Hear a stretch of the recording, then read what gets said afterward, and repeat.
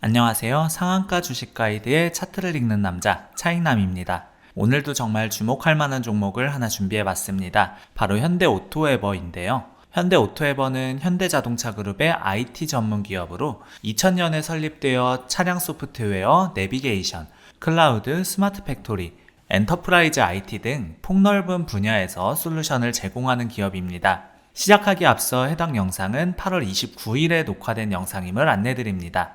자, 제일 중요한 내용부터 말씀드리겠습니다. 2025년 8월 22일에 새 정부 경제성장 전략이 발표됐습니다. 내년이나 2년 뒤가 아니라 하반기부터 바로 시작할 계획들이 포함되어 있어서 상당히 주목할 만합니다. 발표된 내용을 보시면 7대 선도 프로젝트가 가장 먼저 나옵니다. 2025년 하반기 즉시 추진이라고 명시되어 있어요. 정부에서 공식 발표한 내용을 그대로 가져온 겁니다. 첫 번째가 AI 로봇, 두 번째가 AI 자동차, 세 번째가 AI 선박, AI 가전, AI 드론, AI 팩토리, AI 반도체까지 총 7개 분야를 하반기부터 바로 추진한다고 발표했습니다. AI 로봇 같은 경우에는 휴머노이드와 산업 현장에서 사용할 수 있는 산업 특화 휴머노이드 개발, 물류 휴머노이드 선도적 실증 보급 등이 포함되어 있습니다. AI 자동차는 핵심 기술 개발과 산업 생태계 조성, 자율주행 기술 개발이 주요 내용이죠. AI 선박 같은 경우에도 지능형 항해 시스템, 쉽게 말해서 자율주행 선박을 만들겠다는 얘기입니다. AI 가전은 가전제품에 인공지능을 탑재하는 것이고, AI 드론은 인공지능으로 자율주행을 하는 드론 개발, AI 팩토리는 스마트 팩토리, 사람이 없어도 알아서 돌아가는 공장을 말하죠. AI 반도체는 온디바이스 AI 중심의 반도체로 보시면 되겠습니다. 기존 GPU나 엔비디아의 AI 가속기보다는 스마트폰이나 휴대용 기기에 들어가는 AI 반도체, 그 안에서 AI를 돌릴 수 있는 NPU 같은 것들 중심으로 보시면 되겠습니다. 이 7개 전략이 하반기부터 즉시 추진되는 거니까 당연히 관련 기업들을 봐야겠죠. 7개 분야를 다 보면 종목이 몇십 개는 됩니다. 그래서 가장 많이 겹치는 기업을 찾는 게 맞다고 생각합니다. 이 중에서 AI 로봇, AI 자동차, AI 팩토리 이 3개가 겹치는 기업을 찾아봤습니다. 나머지는 겹치기가 쉽지 않거든요. 그런데 최근에 현대차에서 흥미로운 발표를 했어요. 자율주행 기술, 로봇 사업, 스마트 팩토리까지 이 3개 분야가 모두 포함된 내용이었습니다. 다만 여기서 오해하시면 안 되는 게 제가 현대차 주식을 매수하라는 얘기가 아닙니다. 현대차 그룹이 올해부터 4년간 약 36조 원을 미국에 추가 투자한다고 발표했습니다. 트럼프 정부에 잘 보이려는 목적도 있겠죠. 요즘 기업들이 관세 부과를 피하려고 투자를 많이 늘리고 있거든요. 이번에 늘린 투자는 어디에 들어가냐면 미국 내 로봇 공장 신설과 스마트 팩토리, 그리고 로봇이 휴머노이드든 뭐든 돌아다닐 수 있는 시설, 자동차 생산 능력 강화 등 기존에 발표된 부문으로 투입될 예정입니다. 연간 3만 대 규모의 로봇 공장 신설에도 집중할 예정이고, 새로운 로봇 공장을 미국 내 로봇 생산의 허브로 자리매김하겠다고 했습니다. 현대차의 로봇에 대한 집중이 느껴지죠. 자율주행 SDV, 소프트웨어 중심 차량도 마찬가지입니다.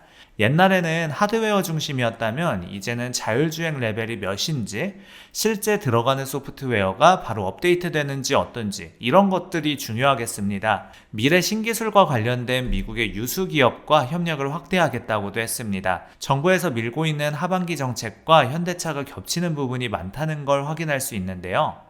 자, 본격적으로 분석 시작하기 전에 아직 저희 텔레그램 방 들어오지 않으신 분들 계시나요? 지금 저희 텔레그램 방에서는 매일 세력 분석 자료들을 무료로 제공하고 있습니다.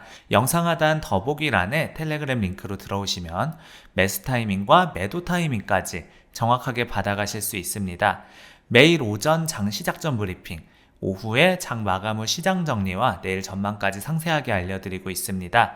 제가 매일매일 고심해서 선별하는 특별 종목 추천도 놓치지 마시고요.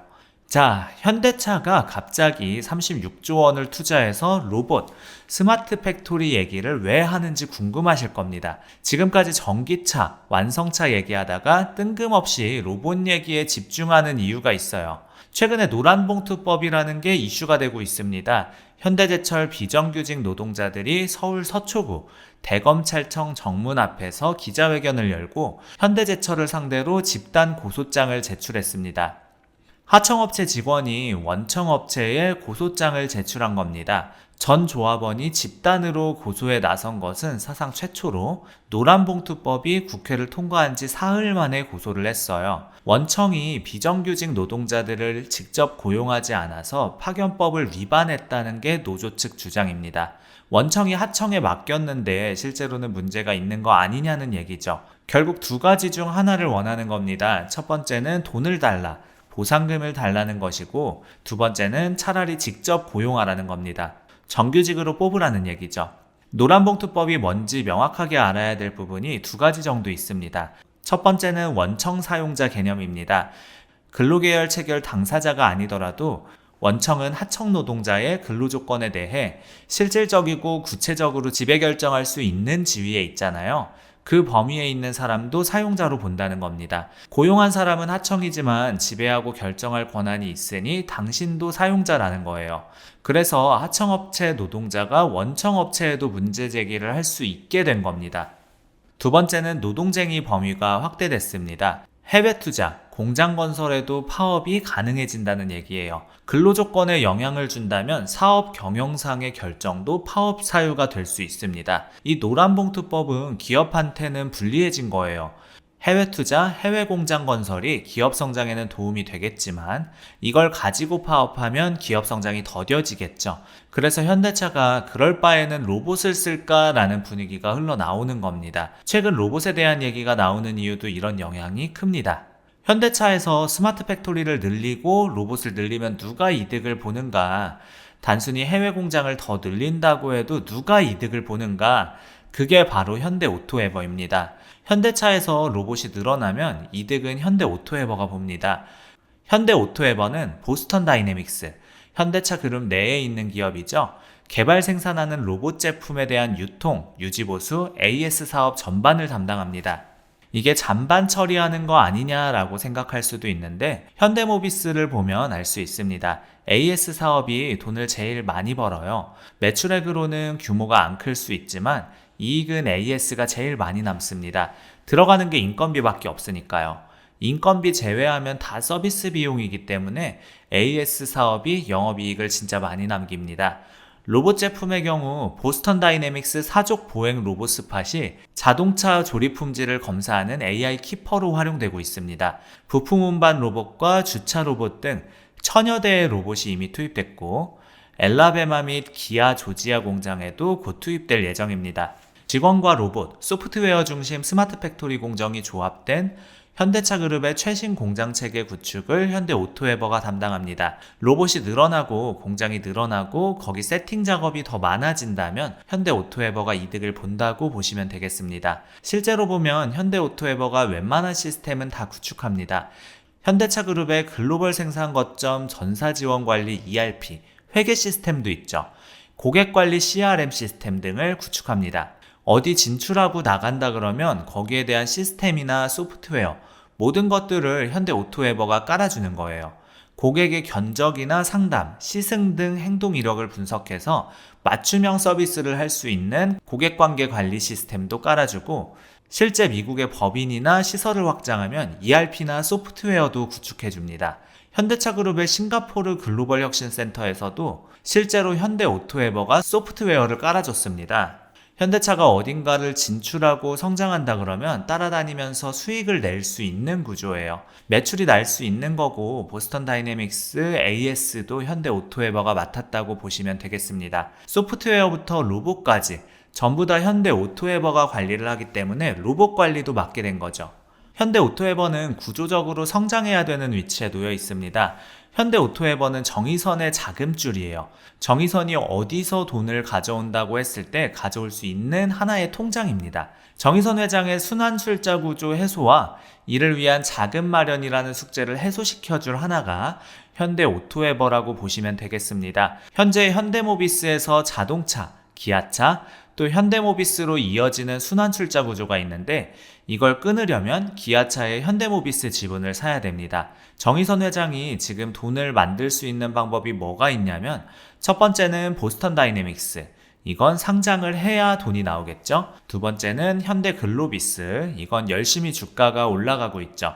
세 번째가 현대오토에버. 이것도 올라가야 됩니다. 그래야 정의선 회장이 이득을 보는 구조가 만들어지는 거죠. 현대오토에버는 떨어질수록 손해고 올라갈수록 이득이에요.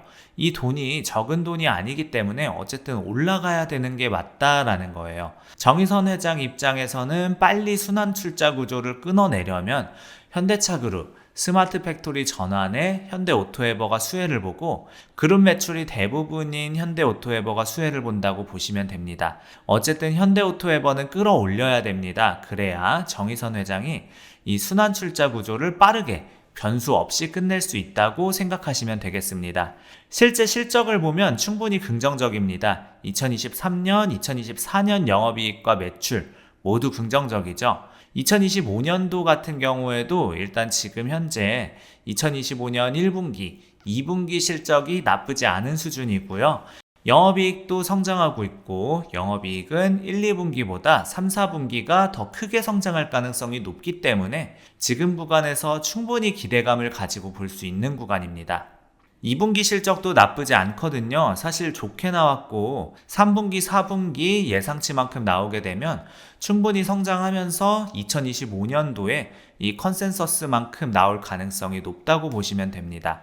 지금 구간에서 현대오토에버를 관심을 가지시는 것보다는 시장이 흔들릴 수 있어요. 항상 길게 열어놓고 관심을 가져야 합니다. 현대오토에버는 충분히 이번 정부 방향과도 비슷하고 현대차에서도 거기에 따라서 관심을 두고 있고 이번 하반기에 바로 정부에서 밀어준다고 하니까 관심을 둘만 하다고 생각합니다. 실제로 순환 출자 구조를 해소하려면 올라야 하는 기업 중 하나라고 생각하시면 되겠습니다. 다시 본론으로 돌아가서 로봇 산업에 대해 좀 더 자세히 말씀드리겠습니다. 현재 현대차가 투자하고 있는 로봇 분야는 단순히 제조업에만 국한되지 않습니다. 물류, 서비스업, 심지어 일반 가정까지 확장될 수 있는 분야거든요. 보스턴 다이내믹스의 사족 보행 로봇 스팟 같은 경우는 이미 현대차 공장에서 품질 검사용으로 활용되고 있습니다. 사람이 접근하기 어려운 곳이나 위험한 작업 환경에서 로봇이 대신하는 거죠. 이런 로봇들이 늘어날수록 현대오토에버의 역할은 더 커집니다. 로봇 하나를 도입한다고 끝나는 게 아니라 그 로봇을 관리하고 업데이트하고 수리하는 모든 과정이 필요하거든요. 특히 AI가 탑재된 로봇들은 지속적인 소프트웨어 업데이트가 필요합니다. 새로운 기능을 추가하거나 성능을 개선하려면 소프트웨어 업데이트가 필수적이죠. 이 모든 과정을 현대오토에버가 담당하게 되는 겁니다. 자율주행 분야에서도 현대오토에버의 역할은 중요한데요. 자율주행차는 하드웨어도 중요하지만 소프트웨어가 더 중요해요. 레벨 3, 레벨 4 자율주행이 상용화되려면 엄청난 양의 데이터 처리와 실시간 업데이트가 필요합니다. 이런 시스템을 구축하고 관리하는 것도 현대오토에버의 몫이죠. 현대차가 미국에서 자율주행차를 생산한다면 그 차량들의 소프트웨어 관리, 데이터 분석, 시스템 업데이트 모든 것을 현대오토에버가 담당하게 됩니다. 자율주행차 한 대에서 나오는 데이터만 해도 하루에 테라바이트 단위거든요. 이런 데이터를 실시간으로 처리하고 분석해서 자율주행 성능을 개선하는 작업이 계속 필요해요. 스마트 팩토리 분야도 마찬가지입니다. 단순히 공장에 로봇 몇 대 들여놓는 게 스마트 팩토리가 아니에요. 전체 생산 라인이 연결되고 실시간 데이터 분석을 통해 최적화가 이뤄지면서 예측 유지 보수까지 가능한 시스템이 스마트 팩토리입니다. 이런 시스템을 구축하려면 수많은 센서, 카메라, 로봇, 소프트웨어가 하나로 연결돼야 돼요. 그리고 이 모든 것을 관리하고 운영하는 통합 시스템이 필요하죠. 현대차가 미국에 새로 짓는 공장들이 모두 스마트 팩토리로 구축된다면 현대오토에버의 매출은 기하급수적으로 늘어날 수밖에 없겠습니다. 자, 현대차가 해외로 나갈 때마다 현대오토에버도 함께 나갑니다. 새로운 공장을 짓거나 기존 공장을 확장할 때 필요한 모든 시스템을 현대오토에버에서 구축해 주거든요. 현대차 입장에서는 검증된 자회사인 현대오토에버를 쓰는 게 가장 안전하고 효율적이죠.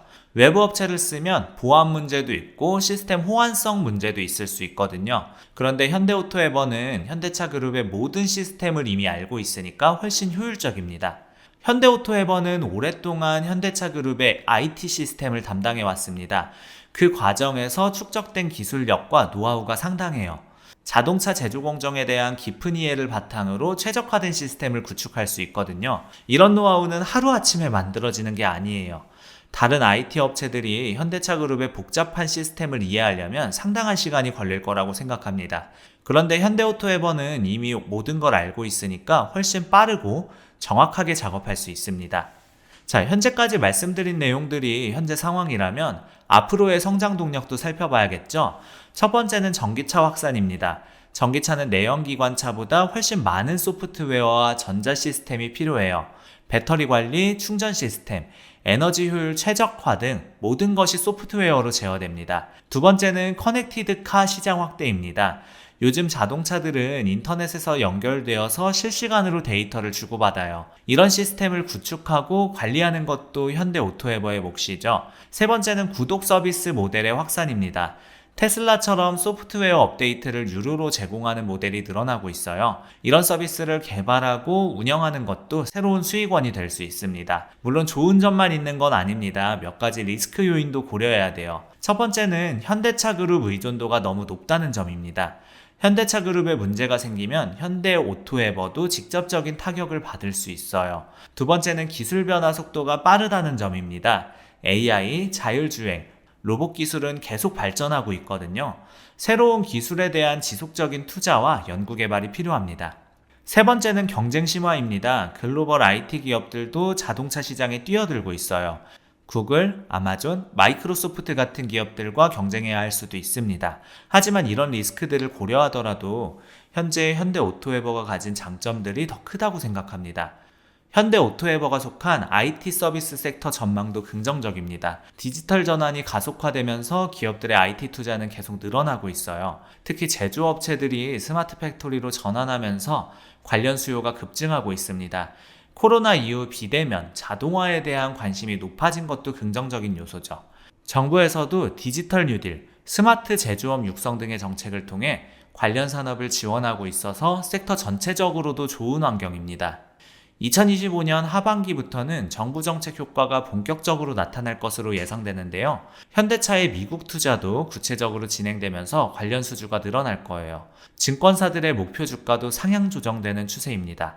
물론 목표 주가가 절대적인 기준은 아니지만 전문가들의 관심이 높아지고 있다는 건 긍정적인 신호죠. 다만 실적 개선이 주가에 바로 반영되는 건 아니니까 인내심을 가지고 기다리는 게 필요할 것 같습니다.